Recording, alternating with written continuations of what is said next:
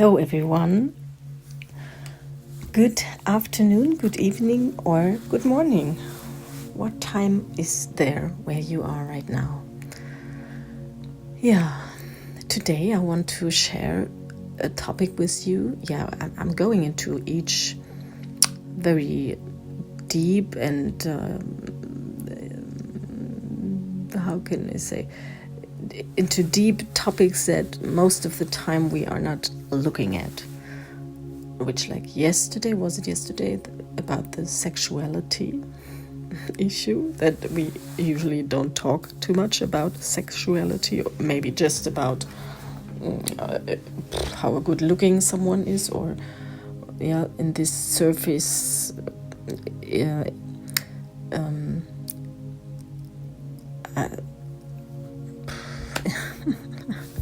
I'm at another topic here, but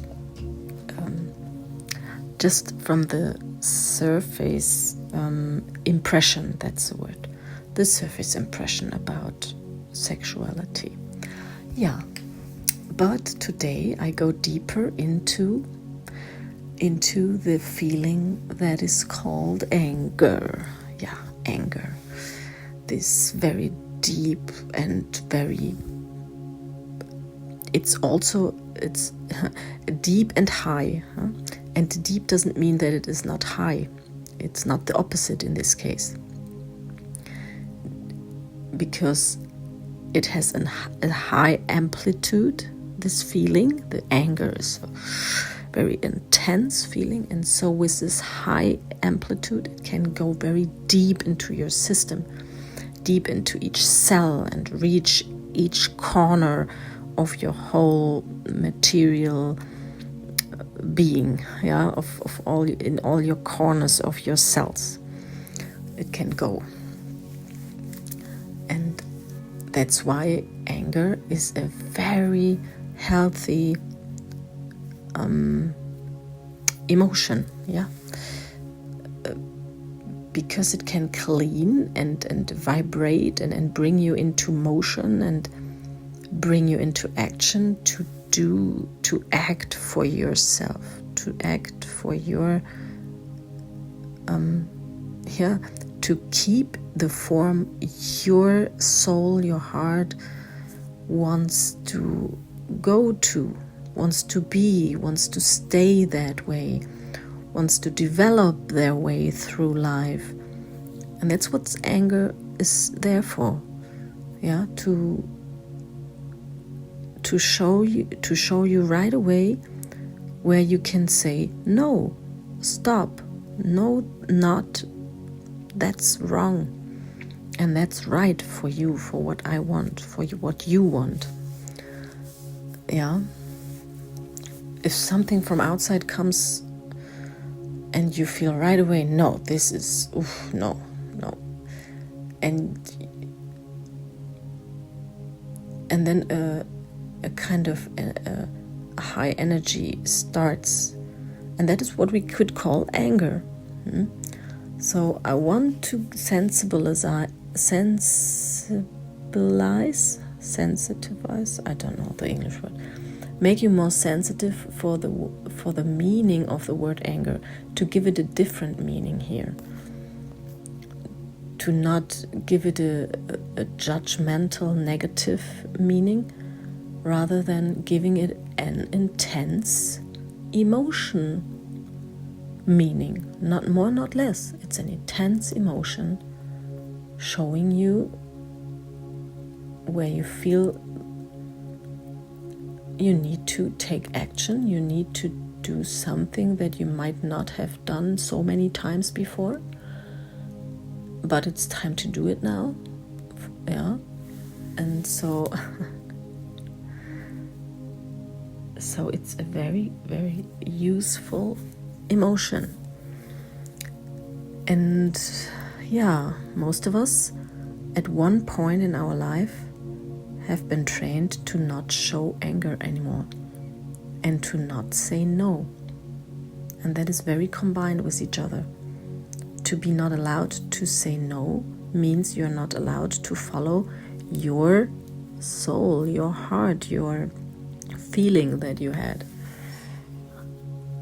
your sensor of intuition. Yeah, and so you had to develop. You had to develop a resistance to this anger and to saying no. And this is what is only happening inside of you. You have a resistance against anger and saying no. Most of us, it's exactly that. And we do that, and this is a program that is arising from having experiences in our past where people would get very intense, emotional as well, when they experience that we say first time in our life, maybe we say no to them.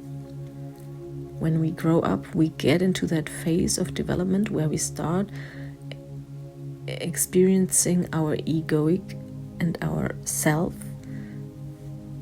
in this life, to realize that we are separate, that we are something separate, individual, and then we get our own opinion and we try our opinions out by saying no. And then we get feedback, and that feedback is often also no. Yeah, you say no, the other one says also no. So and then most of the time, as you are the little child, you have to give in. Finally, you give in, because the grown-ups, maybe this teacher, maybe in your family members, your dad, your mom, your granddad, grandma, whoever it might have happened, where you said no and they reacted on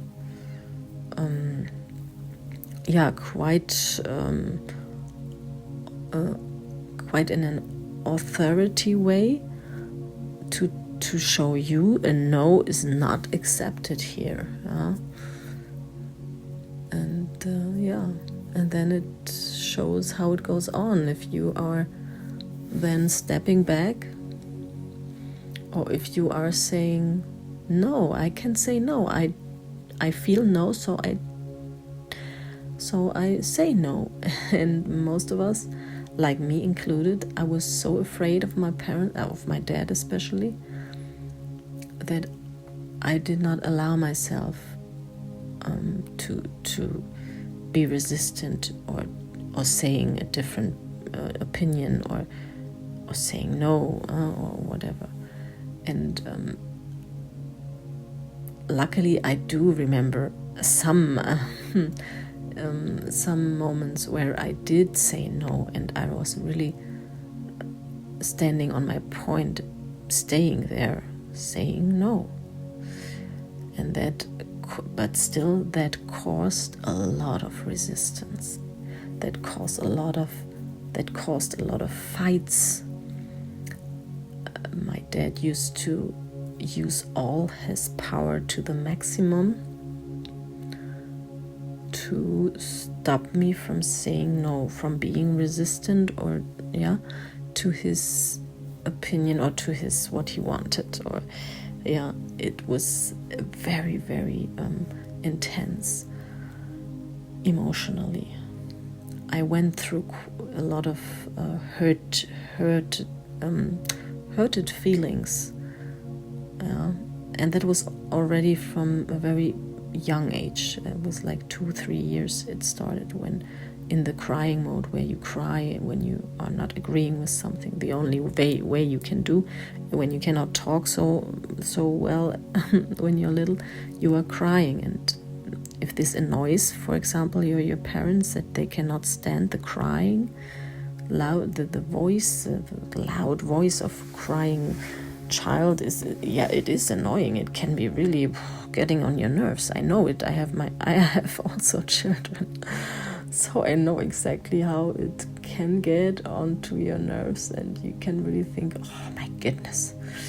And my parents were, of course, in their in their life. They were very stressed because they were both self-employed, and they were really already in a stressed mode, and they couldn't handle this on top. So their reaction was quite often very authority based, and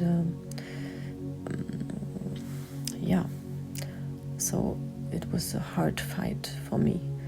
My brother, I know he was 1 year older.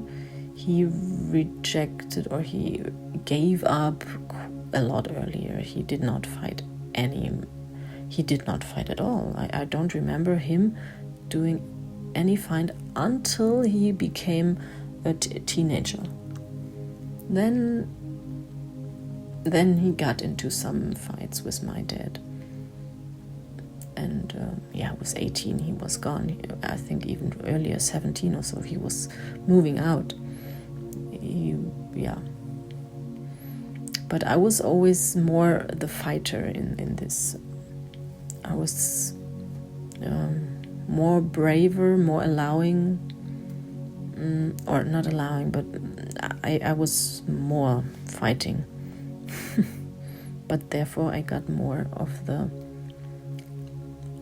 emotional, how can I say, different ways. Anyhow, it's different, from in families as well. How the brothers and sisters, they all have their own experiences going through this childhood, and with the same dad, with the same mom, but there is a different constellation and different impressions and different formings that are happening there, and that has completely a lot to do with how you are, how your soul is, what your heart wants was, exactly. And that is the beginning, a quite long beginning here, as this is a very intense topic for me as well, with this anger. And I will add some more facts after Eckhart's talk about this issue here. And I want you to relax and really go deep listening to this, as it can really open up your own approach to that feeling. It can really change already by listening to this talk. It can change a lot in yourself by understanding this. And this is what I hope, at least, that you get a lot out of these talks and these experiences I'm sharing and Eckhart is sharing, for your own life, for your own future from now on. So relax, lean back, take that cup of tea or warm water, room temperature, a comfortable, cozy place, and open mind, and then just enjoy.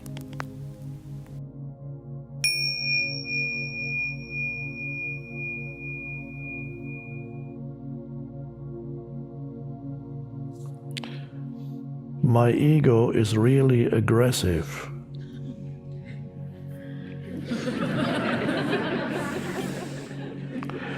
It comes up without me knowing. Only after the ego is gone do I find out. How can I manage my ego sooner?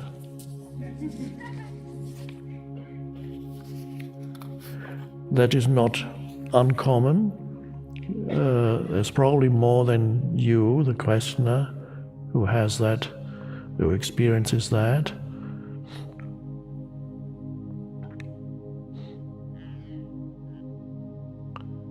As more presence arises, so first of all, it's important to invite presence into your life. The anger mostly is probably with people or situations, but most situations involve people. So be present when you're out in nature, by not labeling things, by observing in that state of alert attention. And presence then emanates more and more through you. This doesn't mean that necessarily you will, next time the ego comes up being aggressive, it comes up so quickly that you can't catch it in the moment. But as the presence in you grows, manifests more strongly, usually what happens is the time period that elapses after you've been taken over by anger gets shorter, until you reach a point where a few seconds after it's happened, you suddenly realize it's happened again. Whereas before you might have needed several minutes or even an hour.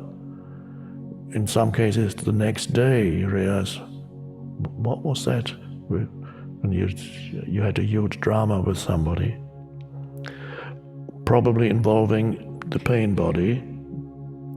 Your pain body is probably predominantly has the anger vibration predominantly, and pain body that is not recognized as pain body becomes part of the ego, in the same way that any thought that you completely identify with becomes part of the ego. In the same way, an emotion that you completely identify with becomes part of the ego. Once you recognize the pain body as the pain body, then it is an energy field in you that still operates, but strictly speaking, it's no longer your ego. Ego can only operate as long as you're unconscious. So, although sometimes people say to me, I'm able to observe my ego now, in the way I use the term ego, that's no longer true. The moment you become aware of your ego, it's not really ego anymore. It is still a behavioral or mental, emotional pattern that operates in you, but you are present when you know that there is this pattern operating in you. Then you are not it. It operates in you and you are the space around it, which is the consciousness. You know it's there. Then before it was ego, yes. But when you recognize it for what it is, it's no longer ego. Ego means unconsciousness. Ego means complete identification. So whatever you recognize in yourself isn't really ego anymore.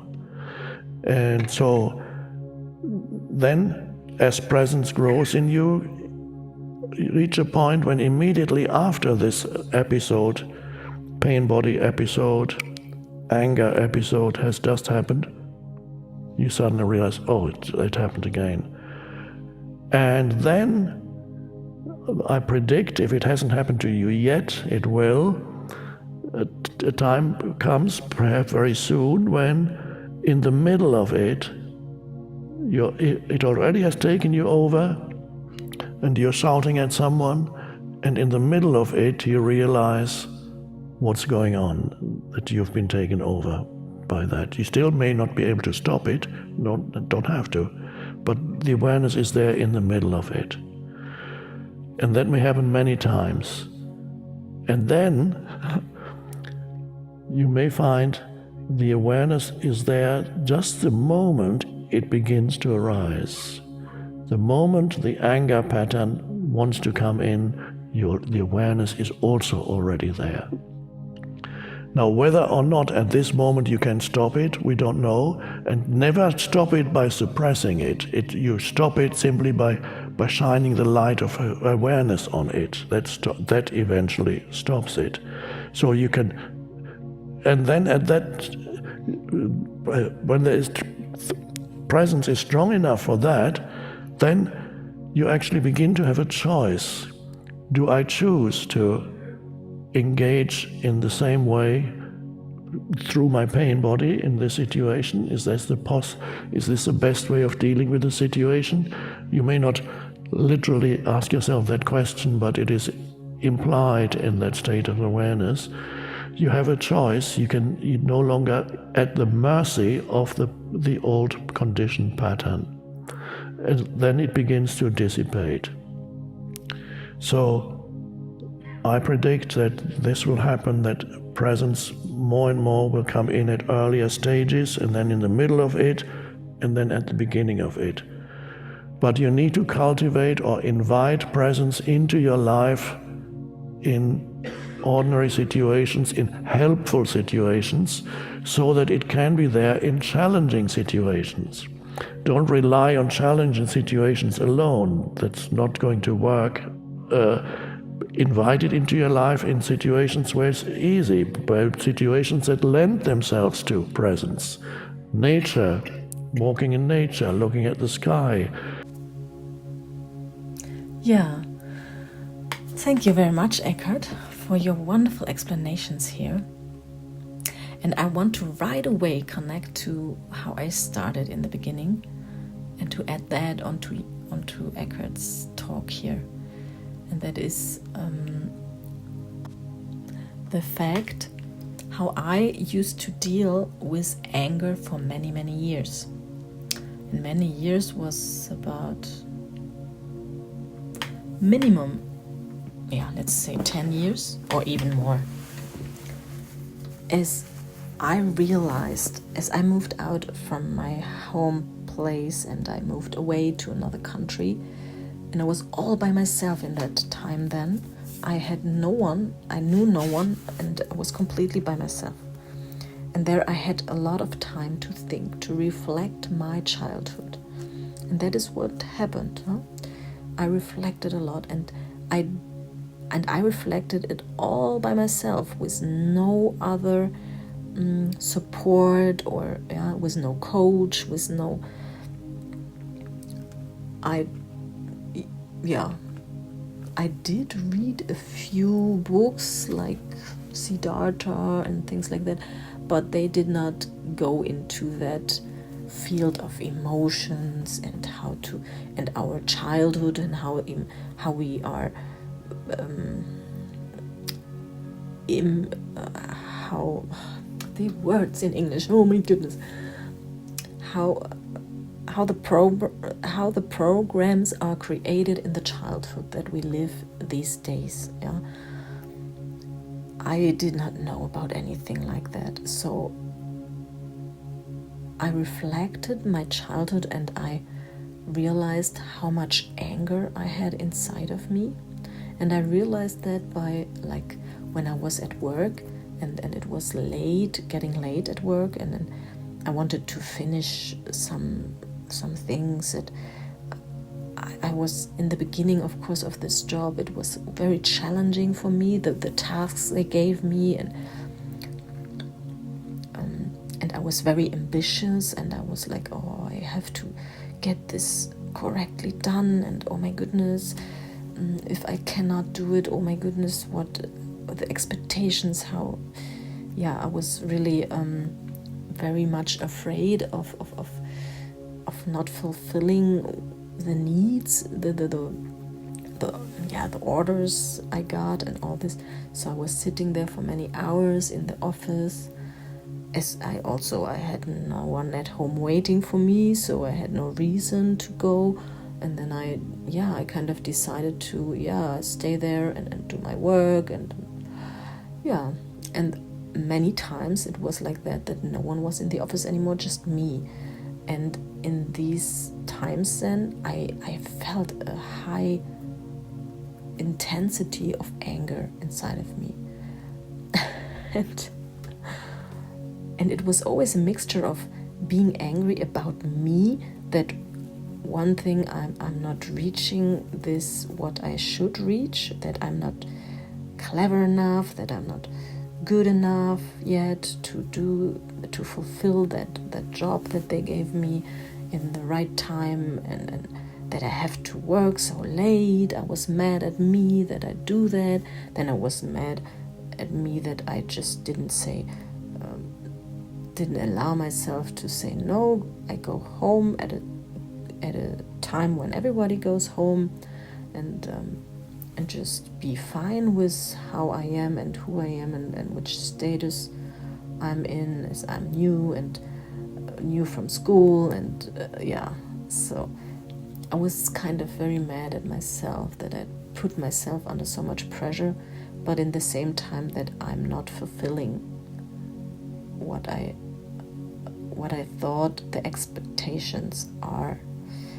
And when I made mistakes, I was mad at me as well. I was angry and I was ashamed that I'm not so good. And yeah, it was really, and I could really get very mad at me. And that if something then in the evening, the program I was working with, the CAD program, if something wouldn't work, I would get so angry at this computer. I was shouting at the computer. I was shouting at me, shouting out loud in the office because no one was there. But I realized, oh my goodness, I have so much anger inside of me. And I decided to somehow get rid of this anger. I didn't want to have that anymore. And so I really, for many years, I created a technique to not feel that anger anymore, to not having to feel it. And I did that. I started creating all kinds of patterns that kept me away from feeling such an anger. And these patterns, what did they do? They became very creative. And they saw in more and more things, they saw a potential of coming closer to that anger again, or to any feeling of not being good enough. So my whole patterns created all the time activities that would like put me out of confrontations with anything. I would say yes to everything. I would be very quiet when I would be with people in a group, or if we would do some team events. I was always the listening one. People liked me. I did some jokes in between. I was quite funny, but I was always funny, not showing any emotional feeling about my real thoughts that I had, or how I really felt being all alone here in this country, far away from home, having no connection to friends or family, which was making me very sad. And also this anger and all. I did not talk about or show anything like that, and I just played that role of positive, happy, confident girl, and I didn't play all of the happiness that I had also inside of me. I was also very happy, as I was very proud of myself that I did all this, that I studied mechanical engineering, that I was brave to go to another country and live there. But inside of me I was very sad and lonely, and I was not brave enough to talk about that. I felt that I would be not good enough, and I would feel really ashamed to tell anyone that I feel lonely and that I'm very angry, that I can get very angry. Yeah, all these sides that I saw on me that I didn't like, that I rejected.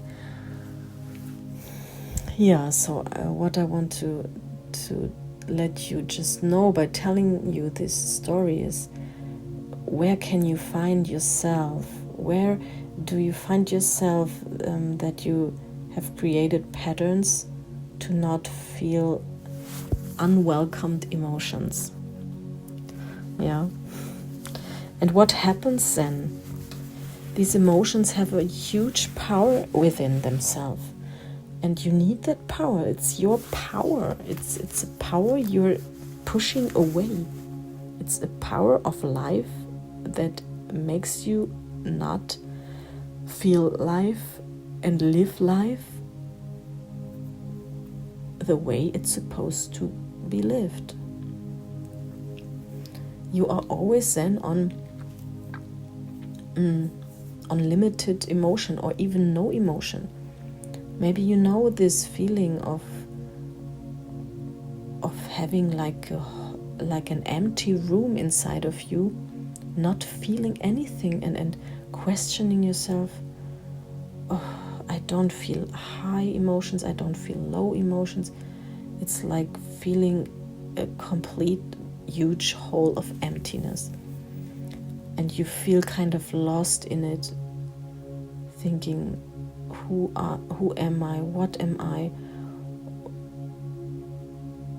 what do I really want? I have no it actually, this is how it ended up with me. I came to a point where I had the feeling that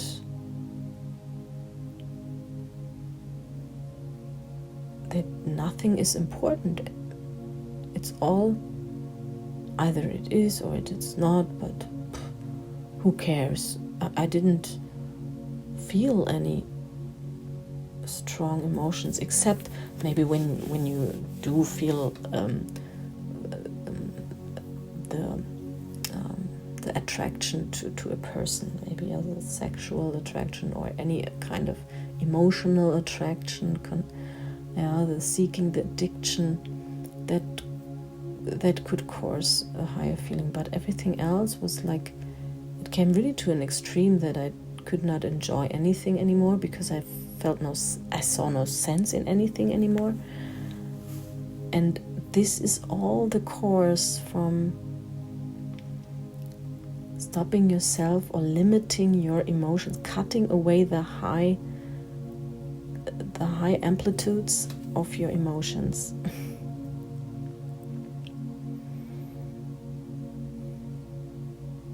This is what keeps your cells moving, these vibrations of emotions.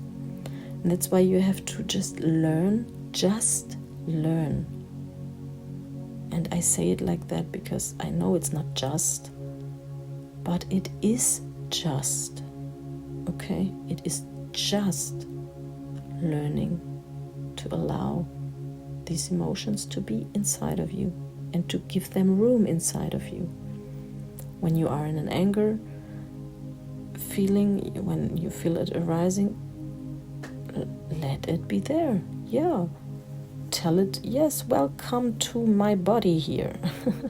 Welcome anger, welcome sadness, welcome shame, welcome feeling guilty, welcome all these feelings. And why to welcome them? Allow them to go into you, to do their work, to vibrate through you, because they are emotions that you have pushed away for a long time. So let them be there now. And after some time letting them be there, you will find that it is not bad to feel them. You will get used to it. In the beginning it might be quite intense, and you will be overwhelmed and thinking, oh my goodness, I don't even know how to handle it. But then breathe, close your eyes, breathe, let them be there, feel them, and feel them by concentrating on the power behind them. How much power is behind it, how much energy is inside of it. And then when they arise, you can take this energy back to you. You can take the responsibility and the energy back into your system to assist you for your life, to assist you having energy to do something. As for example, today I had an argument with my with the dad of my children. And yeah, he said something, and I was completely not agreeing with him saying that, because for me, I thought this is this is so out of place what he's saying. So I really answered him in the way that I can when my anger starts coming up inside of me. I feel that in my body, and then my words come out very intense. My words come out still in a respectful way, meaning the words I use, but they come out very intense with explaining how I think about something. And you can already feel, and I want you to feel that, because I want you to allow this to yourself too. The words come out very clear, very on point, very, very honest, and so, and this is feeling good, and you can do that and let it out, but in a conscious way, staying in your center, being conscious about how and what you say, not just losing it completely. There is like a playful way to do it consciously.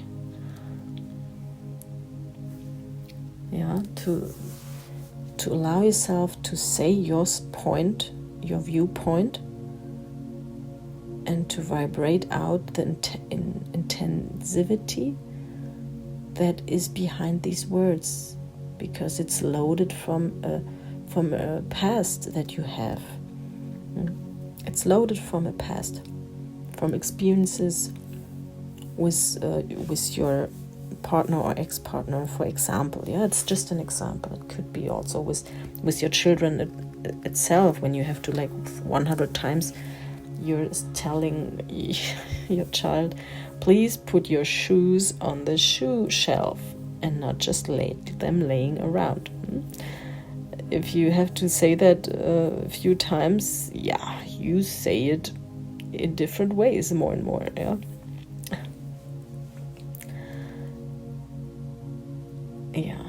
And I don't want to encourage you to get angry all the time. I just want to sensibilize, or make you sensitive for when you feel that anger coming up, to let it out in a controlled way, in a way where you can say, I am right now becoming really mad and angry because I have the feeling that what you are saying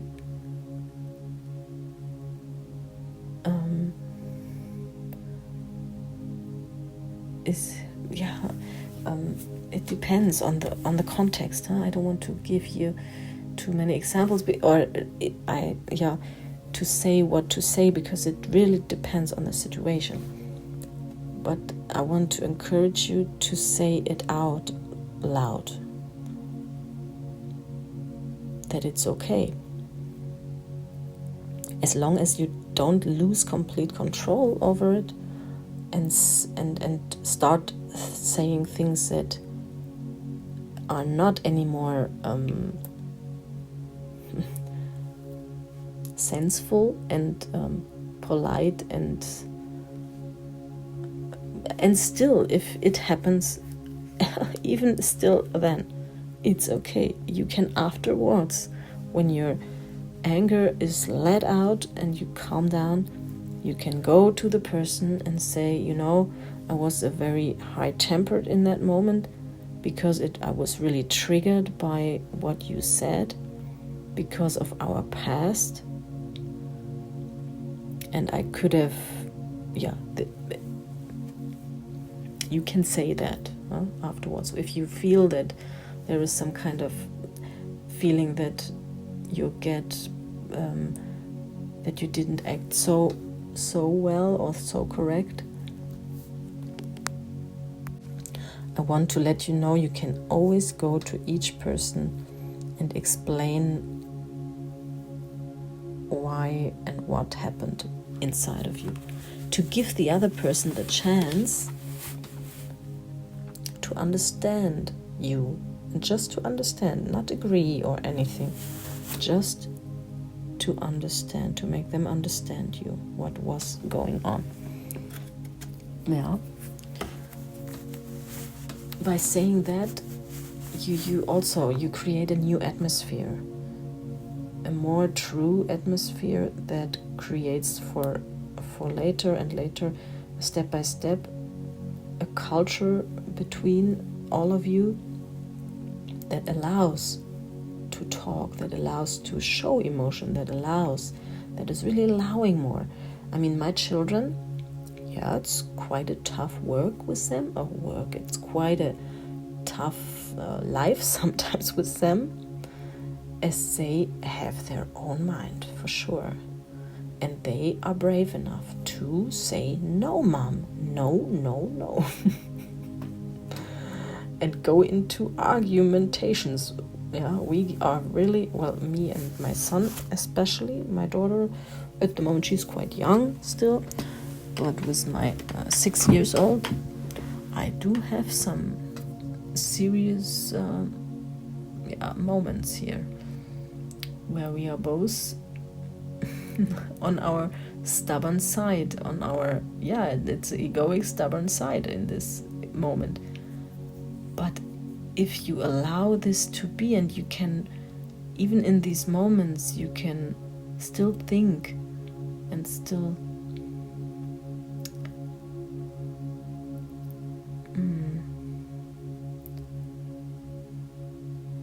breathe, and still let it come as waves. Let the waves of anger or of a intense emotion come and go through you, and kind of disconnected from what you're saying or how you're behaving. And that's the school here. You have to learn. Disconnect the feeling from the behavior. Yeah. Feel the feeling, but behave consciously. Yeah. And this is what I want to close here. How I want to close this talk. Yeah, and to allow it, but disconnect the behavior from the feeling. Yeah, and your gift, I didn't mention in the beginning, I remember, but yes, you get a free gift here on my channel when you are a new subscriber, or just, when you have not taken use of your free coaching session with me. Then you can still do it anytime. Write me an email, which you find in the channel description, and then we make it an appointment, and there we go. So now I let you go with knowing who you really are finally as well, which I remind you to each talk I'm doing, and that is, yes, the lottery win, the largest lottery win you can even think of in your life and the life of all the other people around you that you meet during your lifetime here in this form. Yeah, this is what you really truly are.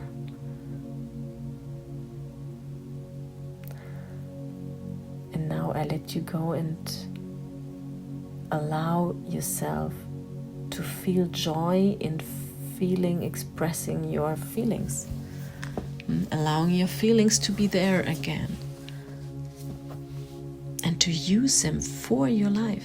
They are yours, and they are there for your life. These emotions keep you in motion. They keep you moving. And stopping to feel stops you to move. And what doesn't move gets rusty and gets unused, and breaks sooner or later. creates symptoms, all this. Yeah? So go to the other direction, please. Allowing to become in motion and to live emotion and to be in motion in your life. This is what I wish to you with this talk.